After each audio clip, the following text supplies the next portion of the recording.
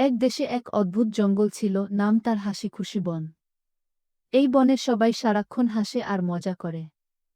কিন্তু একদিন জঙ্গলে একটু সমস্যা হলো। কারণ হাতি গজনী আর ভাল্লুক মুফু দুজনেই জঙ্গলের ওই সবচেয়ে শক্তিশালী প্রাণী হওয়ার দাবি করছিল। গজনীর দাবি। হাতি গজনী বলল, আমি সবচেয়ে শক্তিশালী। আমার সুর দিয়ে গাছ উপরে ফেলতে পারি। মুফুর দাবি। ভাল্লুক মুফু বলল, আমিও কম নই।